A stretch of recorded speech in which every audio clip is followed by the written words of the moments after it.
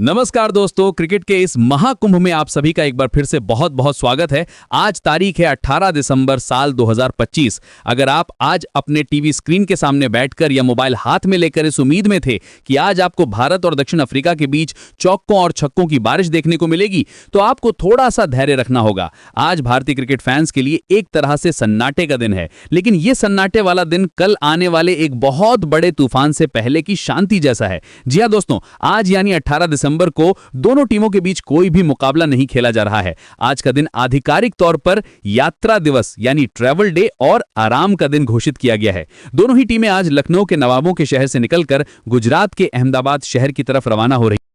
अब जरा बात करते हैं उस घटना की जिसने कल शाम हम सबका दिल तोड़ दिया। हम सब कल यानी 17 दिसंबर को टीवी के सामने चिपके हुए थे। उम्मीद थी कि लखनऊ के एकाना स्टेडियम में भारत और दक्षिण अफ्रीका के बीच सीरीज का चौथा टी20 मैच एक रोमांचक मोड़ लेगा, लेकिन कुदरत को शायद कुछ और ही मंजूर था। उत्तर भारत में पड़ी कड़ाके की ठंड और उससे भी ज्यादा घने कोहरे ने खेल का मजा किरकिरा कर दिया। आप यकीन नहीं करेंगे, लेकिन कोहरा इतना ज्यादा था कि मैदान पर कुछ मीटर दूर खड़े खिलाड़ी को देख पाना भी मुश्किल हो रहा था।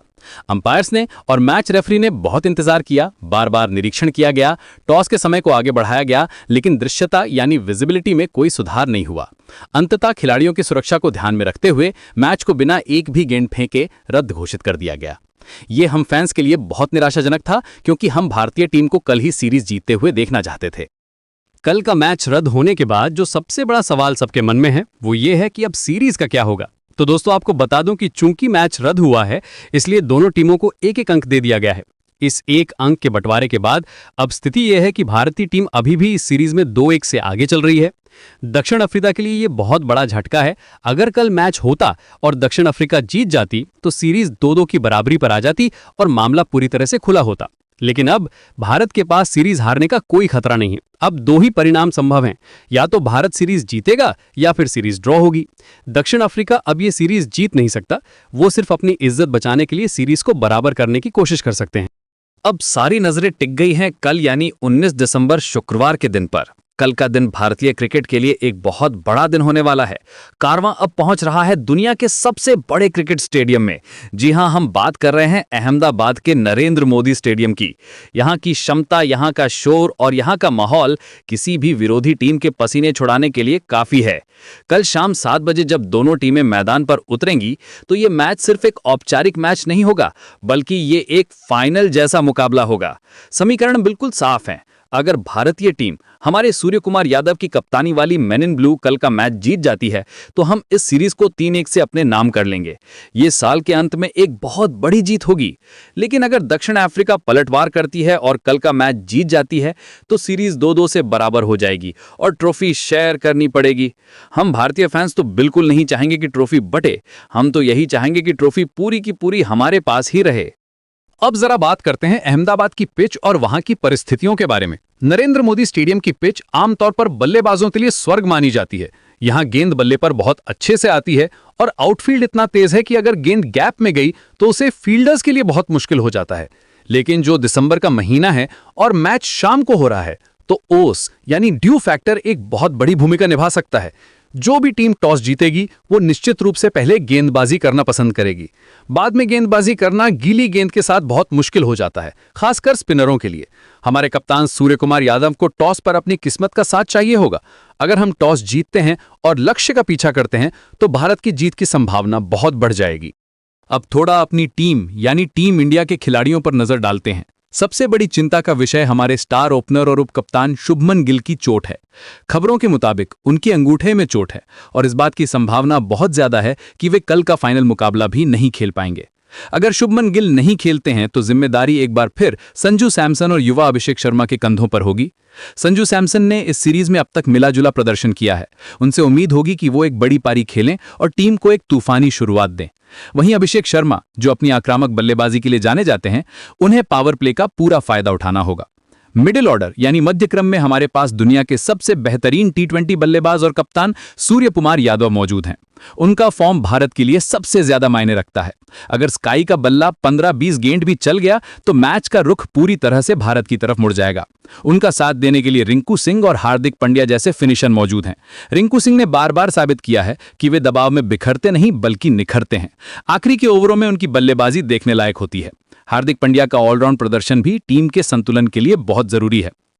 गेंदबाजी की बात करें तो हमारे तेज गेंदबाजों ने अब तक अच्छा काम किया है। अर्शदीप सिंह की स्विंग और डेथ ओवर्स में उनकी यॉर्कर गेंदें दक्षिण अफ्रीका के बल्लेबाजों के लिए मुसीबत बनी हुई हैं। उनका साथ देने के लिए आवेश खान या मुकेश कुमार में से किसी एक को मौका मिल सकता है। स्पिन विभाग में रवि बिश्नोई और अक्षर पटेल की जोड़ी कमाल कर रही है।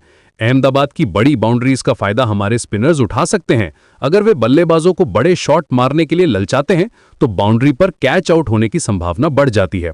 वरुण चक्रवर्ती की मिस्ट्री स्पिन भी दक्षिण अफ्रीका के लिए एक पहेली बनी हुई है, जिसे सुलझाना उनके बल्लेबाजों के लिए आसान नहीं रहा है। हमें अपने विरोधी को हल्के में लेने की गलती बिल्कुल नहीं करनी चाहिए। दक्षिण अफ्रीका एक ऐसी टीम है जो कभी हार नहीं मानती। उनके कप्तान एडन मार्करम भले ही इस सीरीज में अब तक बहुत बड़ा स्कोर नहीं बना पाए हों, लेकिन वे एक बहुत ही खतरनाक खिलाड़ी हैं। उनके अलावा हेनरिक क्लासेन और डेविड मिलर, जिन्हें किलर मिलर भी कहा जाता है, अकेले दम पर मैच पलटने का मादा रखते हैं।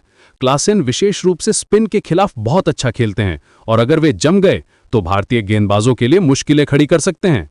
उनकी गेंदबाजी में भी कगीजो रबाडा और मार्को जेनसेन जैसे तेज गेंदबाज हैं जो शुरुआती ओवर्स में विकेट चटकाने में माहिर हैं। केशव महाराज की स्पिन गेंदबाजी भी भारत के मध्यक्रम को परेशान कर सकती है, इसलिए भारतीय बल्लेबाजों को बहुत संभल कर लेकिन आक्रामक क्रिकेट खेलनी होगी। कल के मैच के लिए भारत की रणनीति साफ होनी चाहिए। अगर पहले बल्लेबाजी आती है तो एक विशाल स्कोर, कम से कम 210 या 220 रन का लक्ष्य रखना होगा, क्योंकि बाद में होश गिरने पर गेंदबाजी मुश्किल होगी। और अगर पहले गेंदबाजी आती है तो कोशिश करनी होगी कि दक्षिण अफ्रीका को 170 या 180 के भीतर रोका जाए। पावर प्ले के पहले 6 ओवर बहुत महत्वपूर्ण होंगे। जो टीम पावर प्ले में ज्यादा रन बनाएगी और कम विकेट खोएगी, उसका पलड़ा भारी रहेगा। भारतीय टीम को अपनी फील्डिंग में भी चुस्ती दिखानी होगी, क्योंकि बड़े मैचों में एक एक रन और एक एक कैच मैच का परिणाम बदल सकता है। तो दोस्तों, कुल मिलाकर बात यह है कि आज का दिन भले ही खाली है, लेकिन ये कल के तूफान की तैयारी का दिन है। हम सभी भारतीय फैंस यही उम्मीद करेंगे कि कल अहमदाबाद में तिरंगा शान से लहराए और टीम इंडिया साल का अंत एक शानदार सीरीज जीत के साथ करे। हमारी दुआएं और समर्थन हमारी टीम के साथ है। आप लोगों का इस बारे में क्या सोचना है? क्या शुभमन गिल की जगह किसी नए चेहरे को मौका देना चाहिए? क्या संजू सैमसन कल शतक लगा पाएंगे? और सबसे बड़ा सवाल, क्या भारत सीरीज 3-1 से जीतेगा या दक्षिण अफ्रीका ड्रॉ कराने में कामयाब होगा? अपनी राय हमें नीचे कमेंट बॉक्स में लिखकर जरूर बताएं। हम आपके हर एक कमेंट को पढ़ते हैं। अगर आपको ये विस्तृत विश्लेषण और जानकारी पसंद आई हो तो इस वीडियो को दिल से लाइक करें, अपने दोस्तों के साथ, अपने परिवार के साथ और हर उस ग्रुप में शेयर करें जहां क्रिकेट के दीवाने मौजूद हैं। और हाँ, अगर आपने अभी तक हमारे चैनल को सब्सक्राइब नहीं किया है तो अभी उस लाल बटन को दबाकर सब्सक्राइब कर लें और घंटी के निशान को भी दबा दें, ताकि कल जैसे ही टॉस हो या मैच से जुड़ी कोई भी बड़ी खबर आए तो सबसे पहले नोटिफिकेशन आपके मोबाइल पर आए। अपना और अपने परिवार का बहुत ख्याल रखिएगा। कल मिलते हैं मैच के प्रीव्यू, लाइव अपडेट और पोस्ट मैच विश्लेषण के साथ। तब तक के लिए आप सभी को मेरा नमस्कार और जय हिंद, जय भारत।